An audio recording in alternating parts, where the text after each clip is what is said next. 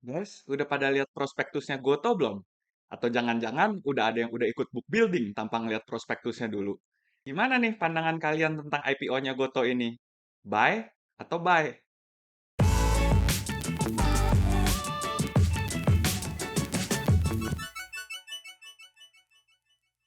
Halo teman-teman, welcome back to my channel. Dan buat teman-teman yang baru join, nama gue Reza dan gue udah berkarya di bidang accounting dan finance buat lebih dari 13 tahun. Di channel ini gue akan banyak ngebahas soal keuangan dan investasi, karir, dan juga review buku. Di video kali ini, gue akan coba ngebedah sedikit informasi yang ada di prospektusnya Goto. Biar sedikit banyak, kita ada gambaran nih, apa aja sih yang ditawarin di IPO-nya Goto ini. Disclaimer dulu di awal, video ini adalah video sharing, dan bukan buat menilai bagus atau jeleknya Goto, atau ngasih rekomendasi buat ngebeli atau ngejual sahamnya Goto.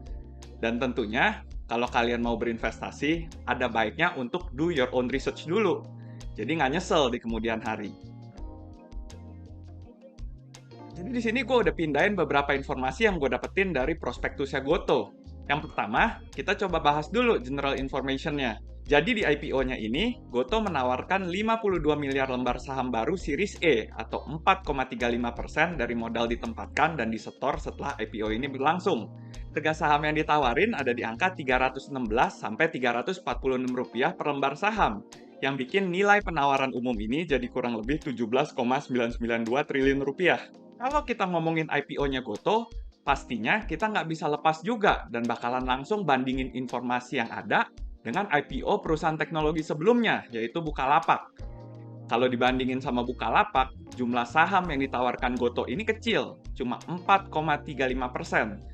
Sedangkan Bukalapak menawarkan sampai 25%. Tapi memang strategi yang ditawarin Goto ini sedikit berbeda. Bisa dilihat juga di sini bahwa Goto sendiri bakalan nerbitin lagi saham baru sebanyak-banyaknya 1,5% per tahun dengan maksimum 10% untuk jangka waktu 10 tahun ke depan. Jadi sebenarnya pada akhirnya potensi saham yang dilepas oleh Goto ini bisa mencapai kurang lebih 15% dalam 10 tahun ke depan. Jadi sebenarnya buat kalian yang masih ngerasa bimbang mau ikut IPO Goto ini atau enggak, dan takut harga sahamnya ini bergerak turun saat IPO, mungkin bisa juga nih dikonsider buat ikut right issue-nya aja di beberapa tahun ke depan. Buat IPO Goto ini, penjamin pelaksana emisi efek yang ditunjuk ada 3, PT Indo Premier Sekuritas, PT Mandiri Sekuritas, dan PT Trimegah Sekuritas Indonesia. Dan penjamin emisi efeknya ada 2, yaitu PT CIMB Niaga Sekuritas dan PT Nila Inti Sekuritas. Bisa dilihat dari prospektusnya, dana yang terkumpul ini nantinya akan dipakai untuk tambahan modal kerja dan melakukan peningkatan penyertaan di perusahaan anak, yang ujung-ujungnya dipakai juga buat modal kerja. Uang ini pastinya akan dipakai buat ngedukung strategi perkembangan Goto, baik dari sisi akuisisi pelanggan, penjualan dan pemasaran, dan juga pengembangan produk. Alokasi lengkap buat IPO ini juga bisa dilihat di sini. 30% akan digunakan langsung oleh Goto, 30% untuk Tokopedia, 25% untuk GoPay, 5% untuk GoFinance, 5% untuk Gojek Singapura, dan 5% untuk Gojek Vietnam. Yang bikin IPO ini jadi menarik adalah dari sisi sweetener yang ditawarin. Jadi di sini ada at least 2 sweetener yang bisa kita dapetin ketika kita ngebeli sahamnya Goto. Yang pertama adalah adanya opsi penjatahan lebih. Tapi penjatahan lebih ini cuma bisa berjalan kalau memang ada oversubscribe dari saham yang ditawarkan. Nilai maksimum dari opsi penjatahan ini bisa sampai 7,8 miliar yang bisa dipakai untuk melakukan stabilisasi harga selama 30 hari kalender sejak tanggal IPO. Jadi maksudnya di sini adalah PT CGS CIMB Sekuritas Indonesia sebagai agen stabilisasi bakalan meng-create demand dan ngebeli saham Goto kalau sampai harga sahamnya ini turun setelah IPO.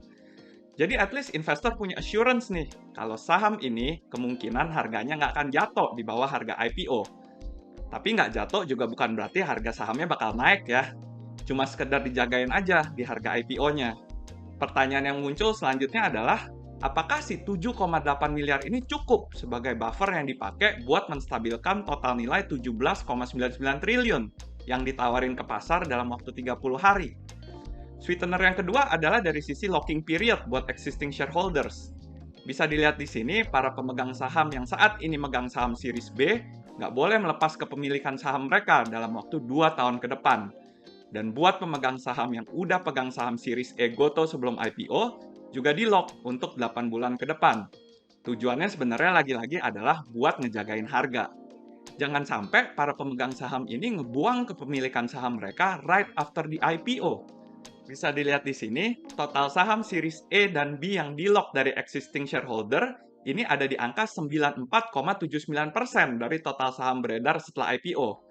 Bisa dilihat di sini juga, kalau skema sweetener opsi penjatahan lebihnya nggak dipakai, alias saham Goto ini nggak oversubscribe, total saham yang diterbitkan ke masyarakat ada di angka 4,35%. Tapi kalau kita pakai skema di mana sweetener-nya dipakai, jumlah saham yang beredar di masyarakat ini bisa nyampe 5%, di mana 0,65%-nya itu bakalan diambil dari porsi saham treasury. Selanjutnya kita lihat dari sisi keuangan. Ini gue ada copy laporan keuangannya, tapi versi singkatnya aja. Jadi sebenarnya, di tahun 2021, performance keuangan Goto agak sulit juga kalau misalnya mau dibilang baik. Walaupun penjualan bersihnya naik sampai 54,9% dibandingin periode 7 bulan yang sama di tahun sebelumnya, tapi bisa dilihat di sini, kalau dibandingin sama 12 bulan di tahun 2020, laba bruto Goto ini turun dari 26,7% jadi 23,5%. Dan kalau kita turun lagi ke laba usaha, sebenarnya apa yang membuat performance-nya dia kelihatan lebih baik itu adalah komponen selisih kurs dan kerugian akibat penurunan goodwill yang bisa ada terjadi karena kegiatan akuisisi Tokopedia. Anggap aja kedua komponen non-operasional ini kita buang, sebenarnya bisa dilihat dari sisi margin labanya itu nggak se-improve itu. Dari sisi laba perusahaan pun, Goto sejauh ini belum membukukan profit. Kalau kita lihat secara margin, sebenarnya performance Bukalapak yang udah IPO duluan itu cenderung lebih baik. Net profit margin dari Bukalapak di tahun 2020 itu ada di angka negatif 100. Sedangkan dalam kasusnya Goto itu sampai di angka negatif 300. Kalau kita kurang paham, mungkin kita bakalan bilang harga saham Goto ini murah.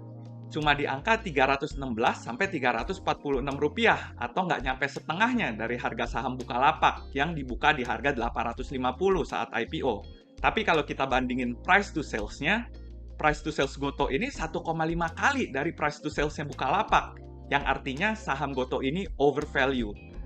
Memang mungkin nggak bisa kita bandingin secara head-to-head gitu sih, karena Bukalapak cuma menawarkan bisnis e-commerce, sedangkan apa yang ditawarkan Goto ini udah jadi sebuah ekosistem, dan memang mungkin akan bisa di-value lebih tinggi oleh analis dan investor. Tapi perlu kita put into consideration juga, Bukalapak yang pada saat IPO punya market cap 87 triliun dengan harga price to sales 65 kali aja, harganya turun. Market cap-nya ambles sekitar 60 triliun, cuman dalam waktu kurang lebih 6 bulan. Jadi again, dengan harga 316 sampai 346 rupiah per lembar saham, bukan berarti sahamnya Goto ini murah ya.